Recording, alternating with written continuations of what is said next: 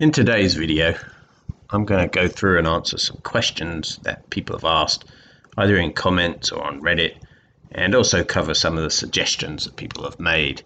I think there's enough of it that it would be a good thing to do in one video. So the first thing I'm going to do is, where do we download the latest development version of FreeCAD from? So to do that, we're going to go to freecadweb.org and we're going to say download now, and then we're going to scroll all the way down to the bottom.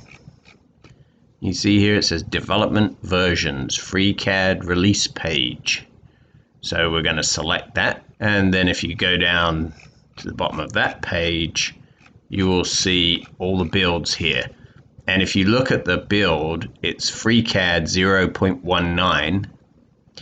And then here's the build number. So this one is 23683 and this one is 23578. And if you look at the next part, you can see this one is Windows, this one is Mac OS, this one is Linux.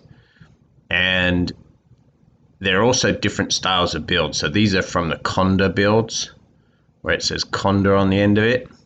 That's one way of creating the packages. And then these other ones, these LP versions, they're from a different style of build. If you look at the way they're packaged too, these are in 7-zip format for Windows.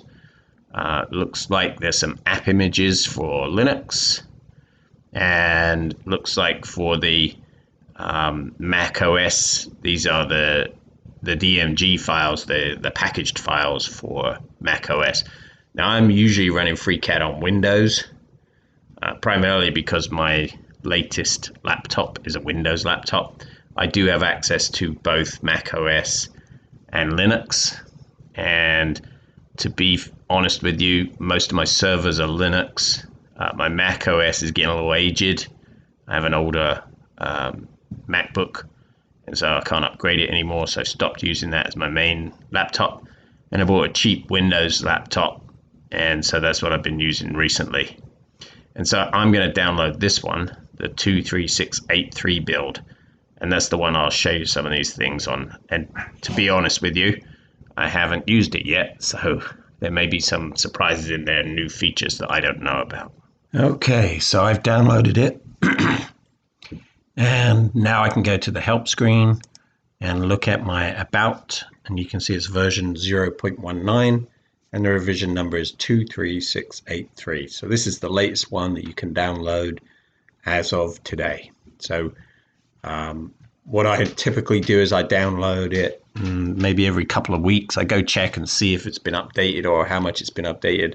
Then I download it. I usually keep the prior version that I had, just in case this one has some bugs in it that cause it not to work.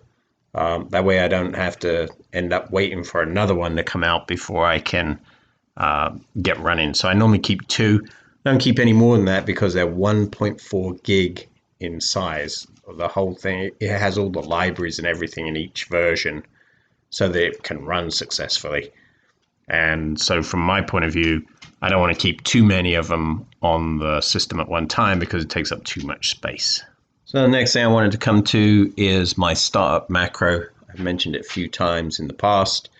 I've actually updated it so that it will work and allow you to pick which plane you want to have your sketch work on. So I'll show you it once. So this is my startup macro. I have it on this button here. You can download it. I'll include the link down below so you can download it from my Bitbucket site, which is basically a GitHub. So you press the start button, it allows you to save the file. So I always save it as something I have, a couple of dummy files there that I can save it, so I have to type the names in. And then I can pick the plane, say OK, and then when I close it, it'll come back to part design. Don't get any errors. I'm just firing it off from the part design workbench. That's where I always work from. When I open up FreeCAD, it automatically goes to the part design workbench because I set that up in my preferences. Okay, the next thing I want to look at is how to create a screw thread either an external or an internal screw thread in FreeCAD. I've seen a bunch of people who have done it using a helix, make a shape of the thread, run it around the helix. That works, but there is a thread workbench that you can use that will make it all a lot easier. So to start with, what we're going to do is we're just going to create a block. So I'm going to choose my XY plane, just going to create any arbitrary block. So if you don't have the fastener workbench, you go into Tools, Add-on Manager, and you'll see it will download all the workbenches that are available. And you can come down here and go to Fasteners, and then just hit Install, and you'll be good to go. So I don't have all the workbenches installed, I just have the ones I use. Obviously there are lots of them. Some are great, some are sort of not as good, but there's definitely a lot of features in FreeCAD that you don't get in every workbench. So it's definitely worth exploring those workbenches to see what's available to you. So with that being said, let's get into the fasteners workbench. And when I do that, you're going to see that the fasteners workbench has a bunch of screws and nuts. Here they all are. The fasteners workbench. And what I'm going to do is I'm going to switch off this body, and I'll just show you a fastener. So you have all these fasteners. You can pick any one, whatever suits your need. And I'm just going to pop one in. There it is there. And you can see if I go here, so if I go over here to this M6 8x8 screw, so the length is automatically 8, and I can make that length 25 if I want to. Now remember, sometimes you have to tab off the input part there for it to actually happen. So I made it 25 millimeters long.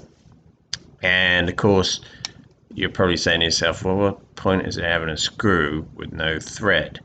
Well, for it to render, it's much quicker for it to render without the thread on there. But if you want to actually see the thread, if you go down here where it says thread false, you can change that to thread true and change onto something else. Count of how the thread is going to fit together. So what I'm going to do is I'm going to delete that screw because I don't need that. I'm going to go here to the rest of this workbench, and if you look here, there's actually a tap. So this is this icon is actually a tap, and this is actually a die. So a tap is for making internal threads, and a die is for making external threads. Now what it does is it creates a piece for you that you can use to cut threads. So I'm gonna hit that guy, and once again I have, right now it's M6, and I always use metric, so there are some UNC or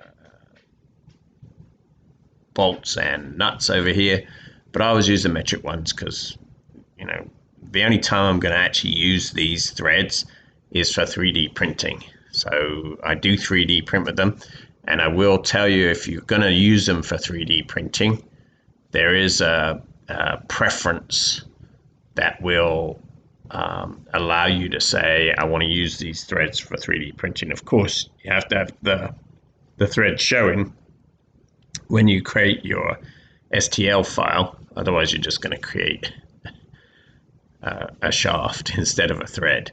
So if we look under preferences, when you have the fasteners tool bench open, if you go in fasteners and you look up here, see this 3D printer compatible. I always leave that on. I don't need to use it for anything else. If I'm using threads, it's probably because I'm going to 3D print something and I want them to thread together. So that's just me. You may have different ideas, but that's basically what we're going to do. So for this guy, I can select what size I want this to be. So if I choose, I want it to be an M5. Now it makes it an M5, and I can say show the thread and give that a second to do its stuff, and there it is. So now if you look closely, the way that it creates this thread is so that it can be used to create an internal thread. And if I turn my body back on, I can already see that that thread is sitting into the body a certain amount, which will give me a piece of threaded rod. There's my piece of threaded rod. And remember, it's not going to show me the thread unless I make the thread true. So right now it's just a threaded rod. Then what I'm going to do is I'm going to go back to my part design workbench, and I'm gonna stay on this M6 screw. I haven't changed anything with the screw yet. We can change all of that later. I'm going to create a new body. So I have that screw selected, and then create a new body. When I do that, it creates a body with a base feature. The base feature is basically a copy of that screw thread. Now I'm going to make the original body current. So I'm going to make that the active body. Then I'm going to do a Boolean operation where I'm going to say that active body and this screw thread are going to cut. So now I've cut the screw thread out of the active body. Now when you look at it, you're going to say, hold on a minute, that's not a screw thread, and it's also not very deep. So if you want to make it deeper, we just go to our body, the body that we created with the base feature in it. So that's the body that has the screw thread in it, and we change the placement. Just going to change the Z placement, and I'm going to change it to, let's go in 15. And remember, sometimes you have to tab to make that change. And now if you look, it's 15 deep. And then I'm going to go back to my screw thread. And if I want the screw thread to be different, if I want it to be an M8, for instance, I can just change that. And you see the screw thread size changed. And then I can also turn on my threading. And now you can see I have a threaded hole. That is the depth that I wanted it to be. And I can still adjust it from this original screw thread, even though this base feature is what I used in the Boolean. So it is important that you make a body out of the screw thread to make that Boolean work. It won't work if you don't do that. So that's how you make an internal thread. That's a quick way to do it. If you have any questions or comments, you can certainly put them in the comment section of this video on YouTube, or a lot of people have been talking to me on Reddit, and I am more than happy to have a conversation on Reddit. So that's how you do that part. Okay, now I want to address a conversation I've been having on Reddit. Actually, I really do appreciate when people give me some feedback. If I'm doing something that's either wrong or there's a better way to do it, feel free to leave me a comment somewhere so that I can adjust. I'm more than happy to hear and to have constructive conversations about this stuff. I don't pretend to be the expert. I'm just showing you what I do and how I do it and how I get to where I get. And hopefully that helps some people. I certainly don't want to show people the wrong way. I show them ways that work. But there's more than one way to skin a cat, of course. So the one thing I wanted to address is a couple of people said about when I did the Boolean video that you can just turn on the model again. So let's have a look at that and I'll show you what I mean. So I'm going to start a new model here. I'm going to start a whole new file and we're going to do a drawing in the XY plane. And again, I'm just going to draw something so you can see what I'm talking about. So I'll just make up a shape. I don't care what it looks like. I'm not going to constrain it, so it doesn't matter if I make a bunch of angles here. That's basically it, and I'm going to pad that. And again, I'm going to pad it 50. And remember, we hit this button up here just to bring everything to the center so we can see what it is. And there's my original part. Now I'm going to go back here. I'm going to make that part the active part, and I'm going to create a new body. So this body is with that body. And then inside this new active body, I'm going to create a sketch. And just for interest, I'm going to make the sketch on this plane, say OK. And lo and behold, my original body has disappeared. So when I do my sketch now, I don't know where that body is. Well, what I did, what I showed you in the last video, is I had moved the body outside of this part, which then it doesn't disappear. However, a couple of people pointed out that there's another way to get around that, and that is if you look at my model tree, the part is actually grayed out, which means it's turned off. So if I just press spacebar now on that part, my part will come back, and then I can continue my sketch. So again, it's just another way to get to where you want to be. I think both ways work. Probably this way is the same number of clicks, and you end up with the same thing, because once you do the Boolean, it's all going to end up in one place anyway. But it's still a good way to get around it. So now I can do my sketch. I'm going to do another sketch here. We'll just arbitrarily draw something here. And remember, if I want to see this part of the sketch, I can hit this cross-section piece, and it'll show me the plane that I'm actually sketching on. So it'll cut this body back to show me the plane that I'm actually sketching on. So that's good enough for me. And I'm going to make that a pad as well. And I don't really care how big it is, but I'm just going to make it a 10 mil pad. And then we're going to do a Boolean operation. So whichever one I want to work with my existing body. So I'm going to make that active, double click. I'm going to hit my Boolean operation. So that correctly disappears the one that I'm working on. And then I add my body. And now I can fuse those two bodies, or I can cut them. So it will cut a slot in there again. And I should be able to do a comment on them as well, which is not very exciting. So in this case, I was actually planning to fuse them. And so you can see that it's fused. Everything worked fine. We could see the body. And what I was talking about is once you do the Boolean, you now have the original body that you had made active, and the Boolean's underneath there. And that body that we're working with is underneath that Boolean. So it rearranges the tree. So both ways end up with the same final part. I don't think one or the other is better. I do think that the way it was meant to work is not how I would do it myself.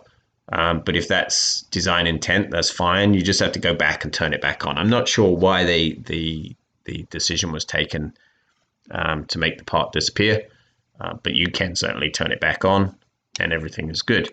And of course, FreeCAD is a fantastic piece of free and open source software, and it is incredible to me that it can do what it does in such a rapid way, and to be such a useful piece of software.